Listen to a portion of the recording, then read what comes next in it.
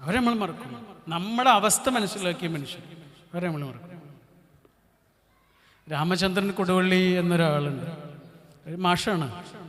ഇവിടെ ഇല്ലല്ലോ അല്ലേ, ഇത് കൊടുവള്ളി അല്ലേ, ഇവിടെ ഇല്ലല്ലോ ആള് ഇല്ലേ. അദ്ദേഹം എഴുതിയ ഒരു പുസ്തകമുണ്ട്, മാഷ് അദ്ദേഹത്തിൻ്റെ അനുഭവങ്ങൾ എഴുതിയിട്ടുള്ള പുസ്തകമാണ്. ആരെങ്കിലും വായിച്ചിട്ടുണ്ടോ? അത് ഉണ്ടോ? ഈ മാഷ് ഒരു ദിവസവും ക്ലാസ്സിലേക്ക് ഒരു കുട്ടിയുണ്ട്, എല്ലാ ദിവസവും വൈകിയാണ് അവൻ വരുന്നത്. മാഷിക്ക് അവനോട് ചെറിയൊരു താല്പര്യക്കുറവുണ്ടാവാൻ തുടങ്ങി. കാരണം ഇവന് മാഷിനെ അപമാനിക്കുന്നത് പോലെ. മാഷ് കുറേ നേരമായിട്ട് ക്ലാസ്സിലുണ്ട്, എന്നിട്ട് ഇവൻ വരുന്നില്ല, ഇവൻ കുറേ വൈകിട്ടാണ് വരുന്നത്. അങ്ങനെ ഒരു ദിവസം ഇവൻ വൈകി വന്നപ്പോൾ മാഷിക്ക് പെട്ടെന്നുണ്ടായൊരു ദേഷ്യം കൊണ്ട് ഇവനെ അടിച്ചു. സാധാരണ അടിയൊക്കെ കൊടുക്കാറുണ്ട്, ഈ അടി പക്ഷേ കുറച്ച് വല്ലാതെ ഊക്കധികമായി എന്ന് മാത്രമല്ല, ഇവൻ്റെ നഖമില്ലേ, ഇവൻ്റെ നഖം ഇങ്ങനെ തെറിച്ചുപോയി, ഇങ്ങനെ അറ്റു തൂങ്ങി. അടി കൃത്യമായി കൊണ്ടത് ഇവൻ്റെ നഖത്തിലാണ്, ഇവിടെ ഇങ്ങനെ അറ്റു തൂങ്ങി. ഇവനിങ്ങനെ കരയാൻ തുടങ്ങി, ചോരയൊക്കെ ഇങ്ങനെ ഒഴുകാൻ തുടങ്ങി.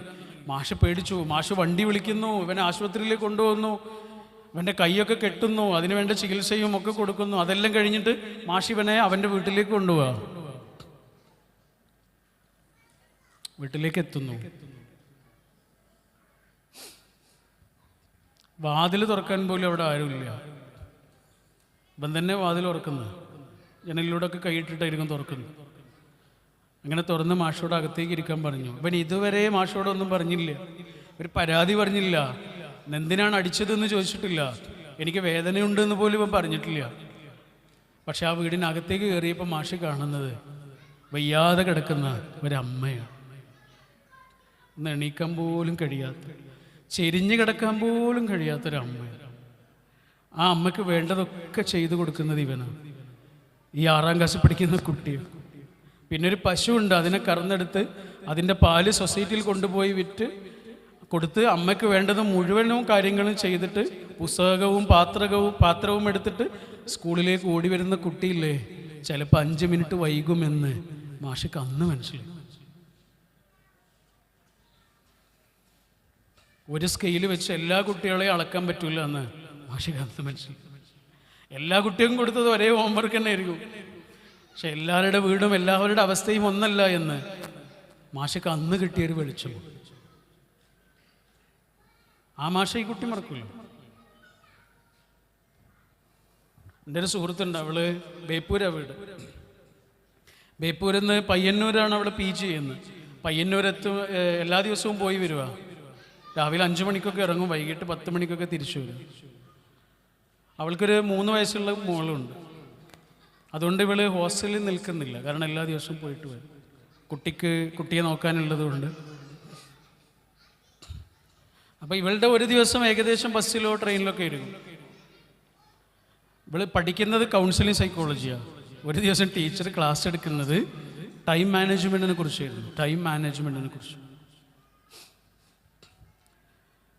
ഒരു ദിവസത്തെ ടൈം എങ്ങനെയൊക്കെയാണ് ഡിവൈഡ് ചെയ്യേണ്ടത്, എങ്ങനെയൊക്കെയാണ് ഉപയോഗിക്കേണ്ടത് എന്നൊക്കെയല്ലേ പഠിപ്പിക്കുക. ഇതൊക്കെ കേട്ടിട്ട് ഇവൾക്ക് സങ്കടമായി. കാരണം ഇവളുടെ ഒരു ദിവസമല്ലേ ഒന്നിനും ഉപയോഗിക്കാൻ പറ്റുന്നില്ല. അവളുടെ മോളുടെ കഥകൾ കേട്ടിരിക്കാൻ പോലും കഴിയുന്നില്ല, അവളുടെ മോൾക്ക് വേണ്ട സമയം കൊടുക്കാൻ കഴിയുന്നില്ല. ഇതൊക്കെ ആലോചിച്ചിട്ട് ഇവൾക്ക് സങ്കടമായി. അവളിങ്ങനെ കൈമറിച്ചിട്ട് ഇങ്ങനെ കണ്ണ് നിറയാൻ തുടങ്ങി. ഇവൾ തൊട്ടടുത്തിരിക്കുന്ന കുട്ടി പോലും അറിയരുത് എന്ന് വിചാരിച്ചിട്ട് ഇങ്ങനെ കൈവച്ചിട്ട് ഇവൾ കരയാൻ തുടങ്ങി. അപ്പോൾ ഒരാളിങ്ങനെ വന്നിട്ടേ അവളുടെ മെല്ലെ വന്നിട്ട് അവളെ ഇങ്ങനെ തൊട്ടു, എന്നിട്ട് പുറത്തിങ്ങനെ ഒഴിഞ്ഞു. അവളിങ്ങനെ പിടിച്ചിട്ട് ഇങ്ങനെ ആശ്വസിപ്പിക്കുന്നുണ്ട് ഒരാൾ. അയാൾക്ക് മനസ്സിലായി അവളിങ്ങനെ മെല്ലെ നോക്കുമ്പോൾ ആരായിരുന്നു എന്നറിയാം, ക്ലാസ് എടുത്തുകൊണ്ടിരുന്ന ടീച്ചർ. ആ ടീച്ചറെ ആ കുട്ടി ഒരിക്കലും മറക്കില്ല അല്ലേ. ടീച്ചർ പഠിപ്പിച്ചതൊക്കെ ചിലപ്പോൾ മറക്കും, പക്ഷെ ആ മൊമെൻ്റ് ഒരിക്കലും മറക്കും.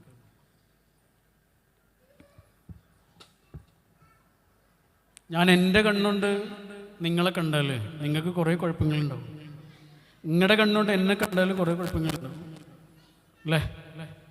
പക്ഷെ നമ്മുടെ മുന്നിൽ നിൽക്കുന്ന മനുഷ്യന് അയാളുടെ ഭാഗത്തു നിന്ന് കാണാൻ കഴിയലാണ് മനുഷ്യൻ എന്നുള്ള അർത്ഥത്തിലുള്ള ഏറ്റവും വലിയ ക്വാളിറ്റിയിലും. ആ അപ്പോഴേ നമുക്ക് മനുഷ്യനെ വെൽക്കം ചെയ്യാൻ കഴിയുള്ളൂ, സ്വീകരിക്കാൻ കഴിയുള്ളൂ. അല്ലേ? 800 കോടി മനുഷ്യന്മാരുള്ള ലോകമാണെന്ന് പറഞ്ഞില്ലേ? അതിന്ന് നമ്മുടെ ജീവിതത്തിലേക്ക് വന്നത് എത്ര കുറച്ച് മനുഷ്യന്മാരായിരിക്കും അല്ലേ? നമ്മുടെ വീടിൽ എല്ലാം കഴിഞ്ഞ് നമ്മൾ എത്തുന്നൊരു വീടില്ലേ, ആ വീട്ടിൽ എത്ര കുറച്ച് മനുഷ്യന്മാരേ ഉള്ളൂ? 800 കോടി മനുഷ്യന്മാരുള്ള ലോകത്ത് നമ്മുടേത് എന്ന് പറഞ്ഞിട്ട് ആ വീടിൻ്റെ ഓരോ റൂമിൽ കിടന്നുറങ്ങുന്ന മനുഷ്യന്മാരെ എത്ര കുറച്ചാണ്. ആ മനുഷ്യന്മാർക്ക് വേണ്ടത് എന്താണോ അത് കൊടുക്കാൻ കഴിയണം. വേറെ എന്ത് പറഞ്ഞിട്ടും കാര്യമില്ല. ശാന്തമായി ഉണരാനുള്ള രണ്ടാമത്തെ മരുന്നതാണ് നമ്മുടെ ബന്ധങ്ങളില്ലേ, ആ ബന്ധങ്ങൾക്ക് നമ്മൾ കൊടുക്കണ വിലയാണ്.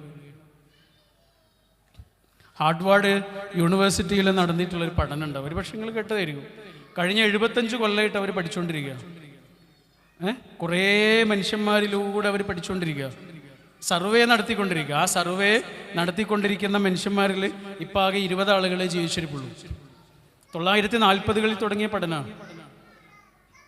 1940കൾ മുതലുള്ള കുറേ മനുഷ്യന്മാർ, അത് വലിയ പൈസക്കാരായ ആളുകളുണ്ട്, വലിയ മത നേതാക്കളുണ്ട്, അതുപോലെ രാഷ്ട്രീയ നേതാക്കളുണ്ട്, ദരിദ്രരുണ്ട്, സാധാരണക്കാരുണ്ട്, കൂലിവേല ചെയ്യുന്നവരുണ്ട്, ഡ്രൈവർമാരുണ്ട്, എഞ്ചിനീയർമാരുണ്ട്, ഡോക്ടർമാരുണ്ട്. സമൂഹത്തിൻ്റെ എല്ലാ ഭാഗങ്ങളിലുള്ള മനുഷ്യന്മാരെ ഇവർ പഠിച്ചുകൊണ്ടിരിക്കുക. ഇപ്പം ആകെ 20 ആളുകളെ ബാക്കിയുള്ളൂ. അതിന് നേതൃത്വം കൊടുത്തതോ ഒക്കെ ആയിട്ടുള്ള ആളുകൾ. അവർക്കിപ്പോൾ ഒന്നിനും കഴിയില്ല, പക്ഷെ കുറച്ച് ആളുകൾ പത്രി ഉണ്ടാവില്ല എന്ന് തോന്നുന്നു. അവർക്ക് ബാക്കിയുള്ള മനുഷ്യർ. പക്ഷെ ആ പഠനം എന്താണെന്നറിയോ? മനുഷ്യന്മാർക്ക് ശരിക്കും സമാധാനം കിട്ടുന്നത് എന്തുകൊണ്ടാണ്, എങ്ങനെയാണ്, എന്താണ് സമാധാനത്തിനുള്ള വഴി? പൈസയാണോ? സൗകര്യങ്ങളാണോ? വലിയ വീടാണോ? അതല്ലെങ്കിൽ അതുപോലെയുള്ള സൗകര്യങ്ങളോ, ജീവിതത്തിൽ കിട്ടുന്ന പ്രിവിലേജോ, ഇതൊക്കെയാണോ? എന്താണ് മനുഷ്യന് അടിസ്ഥാനപരമായി ഉള്ളിലൊരു സമാധാനം അനുഭവിക്കാനുള്ള വഴി എന്താണ്? ഒരു കണ്ടെത്തി എന്താണെന്നറിയോ? നമുക്കുള്ള മനുഷ്യന്മാരില്ലേ, ബന്ധങ്ങളില്ലേ, ആ ബന്ധങ്ങളെ ഊഷ്മളമായി കേടുപറ്റാതെ ഒരാൾ എത്ര കണ്ട് അതൊക്കെ നിലനിർത്താനും കേടുപറ്റാതിരിക്കാനും ഒരാൾ ശ്രദ്ധിക്കുന്നുണ്ടോ? അത്രയുമാണ്. അതാണ്. അങ്ങനെയുള്ളവർക്കാണ് സമാധാനമായിട്ട് കിടന്നുറങ്ങാൻ കഴിയുക. ഞാൻ പറയണല്ലോ, കഴിഞ്ഞ 70ലേറെ കൊല്ലമായി ഒരു യൂണിവേഴ്സിറ്റിയിലെ സോഷ്യോളജി വിഭാഗം പഠിച്ചുകൊണ്ടിരിക്കുന്ന ഒരു സർവേയിൽ നിന്ന് അവർ കണ്ടെത്തിയ കാര്യമാണ് പറയുന്നത്. നമ്മളെല്ലാം കഴിഞ്ഞിട്ട് അവസാനം എത്തുന്ന ആ ചെറിയ വീടില്ലേ, അല്ലെങ്കിൽ ആ വലിയ വീടില്ലേ, ആ വീടിൻ്റെ ഓരോ റൂമിൽ കിടന്നുറങ്ങുന്ന മനുഷ്യന്മാരില്ലേ, 4 or 5 മനുഷ്യന്മാരല്ലേ ഉള്ളൂ അല്ലേ? അവർ സമാധാനത്തോടെ ജീവിക്കണം. അതിന് ഞാൻ എന്താണോ ചെയ്യേണ്ടത് അത് ഞാൻ ചെയ്യണം. നമ്മൾ ചെടി നനക്കുമ്പോൾ എവിടെയാണ് വെള്ളം ഒഴിക്കുക? എവിടെ ഒഴിക്കുക? ഇലയിലാണോ? എവിടെ നനയ്ക്കുക? അടിയിൽ. ചെടിക്ക് വെള്ളം നനയ്ക്കുമ്പോൾ എവിടെയാണ് വെള്ളം നനയ്ക്കുക? ഇലയിലാണോ? പൂക്കളിലാണോ? എവിടെ? വേരില്. മണ്ണിൽ നനയ്ക്കുന്നത് എന്തുണ്ടാ? മണ്ണിൻ്റെ ഉള്ളിലാണല്ലോ വേര് അല്ലേ? ഈ ചെടിക്ക് കാരണക്കാരായ ആളുകളെ കാണുന്നില്ല, ഒരു ഉള്ളില അല്ലേ? പൂവറിയില്ല വേരറിഞ്ഞ കയ്പുകൾ എന്നൊരു കവിതയുണ്ട്. പൂവിന് മനസ്സിലാവില്ല വേരെത്ര കഷ്ടപ്പെട്ടിട്ടുണ്ട്, എന്നിട്ടോ കാണുന്നുണ്ടോ? ആരും കാണുന്നില്ല അല്ലേ? ചെടി നനയ്ക്കുമ്പോൾ എവിടെയാ നനയ്ക്കുക? ഞാൻ ഇത്രയും നേരം പറഞ്ഞതൊക്കെ നിങ്ങൾ മറന്നോളൂ കേട്ടോ. ഇനി ഇത് മാത്രം ആലോചിച്ചാൽ മതി. ഓക്കെ? ഇങ്ങോട്ട് വരുമ്പോൾ എൻ്റെ മനസ്സിലുണ്ടായ ആശയമാണ്. അതുകൊണ്ടാണ് ചെടി നനയ്ക്കുമ്പോൾ എവിടെയാണ് വെള്ളം നനയ്ക്കുക? വേരിലാണ് വെള്ളം നനയ്ക്കുക. വേരിൽ വെള്ളം നനച്ചാലുള്ള ഗുണം എന്താണ്? അത് ഇലയിലെത്തും, പൂക്കളിലെത്തും, മൊട്ടിലെത്തും, തണ്ടിലെത്തും, എല്ലായിടത്തും എത്തും. ഒരാൾ പൂക്കളിലാണ് വെള്ളം നനയ്ക്കുന്നതെങ്കിലോ അതെവിടെ എത്തൂല, അവിടെ മാത്രമേ ഉണ്ടാവുള്ളൂ. അതിന് പോലൊരു കാര്യം ഉണ്ടാവില്ല. കുറച്ച് കഴിഞ്ഞാൽ ഉണങ്ങിപ്പോവും, തുള്ളിപ്പോവും ഇല്ല. വേരിൽ വെള്ളം നനച്ചാൽ എല്ലായിടത്തും എത്തും. ഈ വേരാണ് നേരത്തെ പറഞ്ഞ 5 ആളുകളില്ലേ അല്ലേ? ആ വീട്ടിലെ ഓരോ റൂമിൽ കിടന്നുറങ്ങുന്ന 3 ആളുകളോ 5 ആളുകളോ 10 ആളുകളോ 6 ആളുകളോ 2 ആളുകളോ ഇല്ലേ? ഇല്ലേ? നമ്മുടെ കുടുംബമില്ലേ? അവർ, അതാണ് നമ്മുടെ വീട്. അവിടെ സമാധാനം ഇല്ലെങ്കിൽ ഒരാൾക്ക് വേറെ എവിടെയും സമാധാനം കിട്ടാൻ പോണില്ല. എൻ്റെ കുടുംബത്തിൽ എനിക്ക് സമാധാനമില്ല എങ്കിൽ എനിക്കിതും പിടിച്ചുകൊണ്ട് സമാധാനമായിട്ട് നിങ്ങളോട് വർത്തമാനം പറയാൻ കഴിയും. നിങ്ങളുടെ വീട്ടിൽ നിങ്ങൾക്ക് സമാധാനമില്ല എങ്കിൽ നിങ്ങൾക്ക് ഇങ്ങനെ ശാന്തമായി ഇരിക്കാനും കഴിയും. ഒരു മുഖ്യമന്ത്രിക്ക് ഭരിക്കാൻ കഴിയില്ല, ഒരു എഞ്ചിനീയർക്ക് അയാളെ കാര്യം ചെയ്യാൻ കഴിയില്ല, ഒരു മാഷിന് നന്നായി പഠിപ്പിക്കാൻ കഴിയില്ല, ഒരു ഭരണാധികാരിക്ക് നന്നായിട്ട് അയാളുടെ ജോലി ചെയ്യാൻ കഴിയില്ല, ഒരു ഡോക്ടർക്ക് അയാൾക്ക് സ്വസ്ഥമായി ജോലി ചെയ്യാൻ കഴിയില്ല. ഒന്നും നടക്കാൻ പാടില്ല. അതുകൊണ്ടേ ഞാൻ എൻ്റെ സമയത്തിൽ ഏറ്റവും നല്ല സമയം, ഞാൻ എൻ്റെ ശ്രദ്ധയിലെ ഏറ്റവും നല്ല ശ്രദ്ധ, ഞാൻ എൻ്റെ സ്നേഹത്തിൻ്റെ ഏറ്റവും നല്ല സ്നേഹം, അതാണ് എൻ്റെ വെള്ളം. ആ വെള്ളം കൊടുക്കേണ്ടത് ആർക്കാണെന്നറിയോ? എൻ്റെ വേരിനാണ്. പക്ഷെ ഞാനെന്ന ചെടിക്ക് വേര് മാത്രമൊന്നുമില്ല, വേറെ പലതുണ്ട്. പൂക്കളുണ്ട്, ഇലകളുണ്ട്, തണ്ടുണ്ട്, ഇതൊക്കെ ഉണ്ട്. ചങ്ങാതിമാരുണ്ട്, കൂട്ടുകാരുണ്ട്, ക്ലാസ്മേറ്റ്സ് ഉണ്ട്, പിന്നെ അയൽക്കാരുണ്ട്, രാഷ്ട്രീയക്കാരുണ്ട്, സാമൂഹ്യ പ്രവർത്തകരുണ്ട്, ഓരോരോ സംഘടനകളിൽ എൻ്റെ കൂടെ ജോലി ചെയ്യുന്നവരൊക്കെ ഉണ്ട്. അതൊക്കെ ഈ ചെടിക്ക് ആവശ്യം തന്നെയാണ്.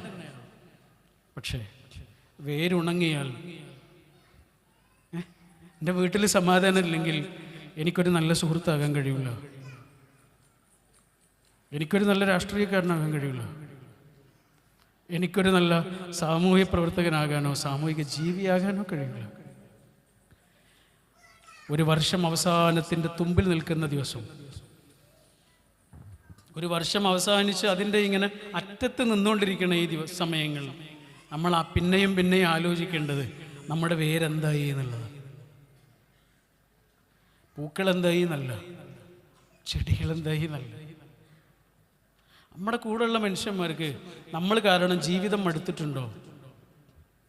നമ്മൾ കാരണം സമാധാനം പോയിട്ടുണ്ടോ? നമ്മുടെ മനുഷ്യന്മാർക്ക് നമ്മൾ കാരണം ജീവിതത്തോടെ എന്തെങ്കിലും ഒരു നിരാശ ഉണ്ടായിട്ടുണ്ടോ?